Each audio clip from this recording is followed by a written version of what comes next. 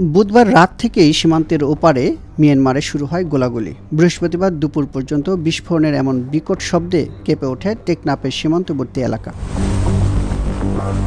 সীমান্ত এলাকার লোকজন জানিয়েছেন, বুধবার দুপুর থেকে নাফ নদীর মৌলভীপাড়ার বিপরীতে মিয়ানমার অংশে একটি বড় জাহাজ দেখতে পান তারা। এটি মিয়ানমারের নৌবাহিনীর বলে দাবি করেছেন সীমান্তের লোকজন। জাহাজটিতে দুপুর থেকে সন্ধ্যা পর্যন্ত ওইখানেই দেখা গেছে। এরপর বুধবার রাত 9টা থেকে ভেসে আসতে থাকে বিস্ফোরণের বিকট শব্দ। গতকাল থেকে এখানে প্রচুর পরিমাণে গোলাগুলি হচ্ছে। এতদিন পর্যন্ত খুব অল্প পরিসরে ছিল গোলাগুলিটা। গতকাল থেকে মোটর শেল এবং গোলাগুলির পরিমাণ খুব বেশি বেড়ে গেছে। সারা রাত গোলাগুলি হলো। যে শব্দ টানা 3 ঘন্টা ধরে বিকট আকারে সীমান্তের লোকজন শুনেছেন। এরপর থেমে থেমে শব্দ শোনা গেছে রাতভর। বৃহস্পতিবার ভোর 4টা থেকে সকাল 9টা পর্যন্ত আবারও শোনা গেছে এই বিকট শব্দ।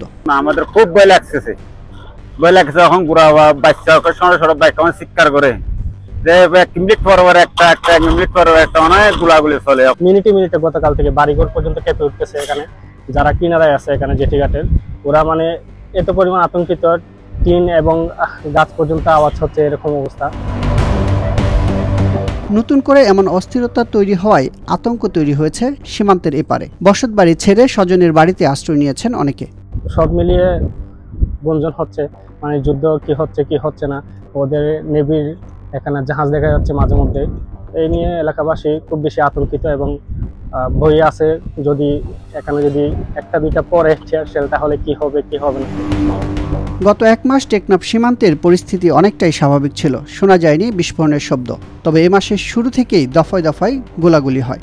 এমনকি মিয়ানমার অংশ থেকে সেন্ট মার্টিনগামী নৌযানেও গুলিবর্ষণ করা হয়। তাদের অভ্যন্তরীণ যুদ্ধের জন্য আমরা বার্মার যে কাজ দিয়ে যেতে হয়, যেটা নাককন্ডিয়া বলি, ওই নাককন্ডিয়ার পাশ দিয়ে যেতে গেলে আমরা বার্মার যে আরকান আর্মি বলেন, বার্মার যে জান্তা সরকার, এরা কে না কারা গুলি করতেছে আমাদের ট্রলারগুলা গুলি করার পর থেকে আমাদের সেন্ট মার্টিনের যাতায়াত বিচ্ছিন্ন হয়ে যায়।